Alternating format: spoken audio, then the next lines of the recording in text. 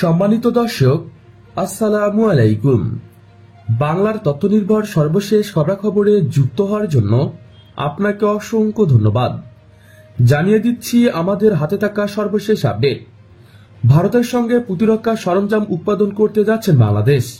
ভারতের সাশ্রয়ী ও উন্নতমানের প্রতিরক্ষা সরঞ্জাম এবং প্রযুক্তির সুবিধা পেতে বাংলাদেশকে যৌথ উৎপাদন ও উন্নয়নের প্রস্তাব দিয়েছেন ঢাকায় নিযুক্ত ভারতের হাইকমিশনার প্রণয় ভার্মা। গতকাল রাজধানীর এক হোটেলে ইন্ডিয়ান ডিফেন্স ইকুইপমেন্ট বিষয়ে একটি সেমিনারের আয়োজন করেন ভারতীয় হাইকমিশনার। ভারত ও বাংলাদেশের মধ্যে প্রতিরক্ষা খাতে সহযোগিতার উদ্যোগের অংশ হিসেবে এই সেমিনারের আয়োজন করা হয়। সন্ধ্যায় ভারতীয় হাইকমিশন থেকে পাঠানো এক বিজ্ঞপ্তিতে জানানো হয়, সেমিনারে ভারতীয় হাইকমিশনার প্রণয় ভার্মা এবং বাংলাদেশের সেনাবাহিনীর chief of staff general lieutenant general Ataul Hakim Sarwar Hasan মূল বক্তব্য দেন।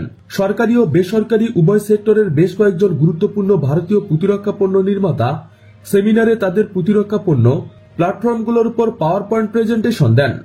বাংলাদেশ সশস্ত্র বাহিনী, আধা সামরিক বাহিনী, আইন প্রয়োগকারী সংস্থার প্রতিনিধিরা এতে উপস্থিত ছিলেন।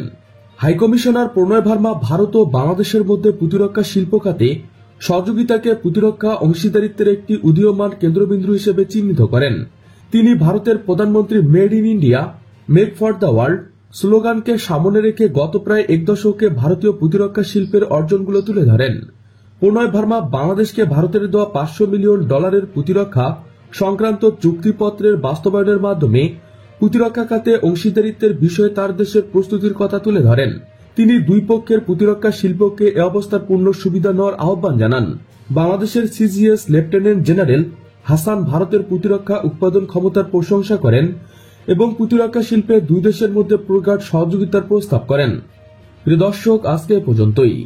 শুরু থেকে শেষ পর্যন্ত চেষ্টা করছি বাংলার সামরিক অর্থনৈতিক সঠিক তথ্য উপস্থাপন করতে। কোথাও কোনো তথ্য কিংবা আপনার পরামর্শ থেকে থাকলে তা কমেন্ট করে জানাতে পারেন। নিশ্চয়ই আবার দেখা হবে নতুন কোনো বিষয় নিয়ে। ততক্ষণ পর্যন্ত ভালো থাকুন, সুস্থ থাকুন। Thanks for watching my video. আল্লাহ হাফেজ।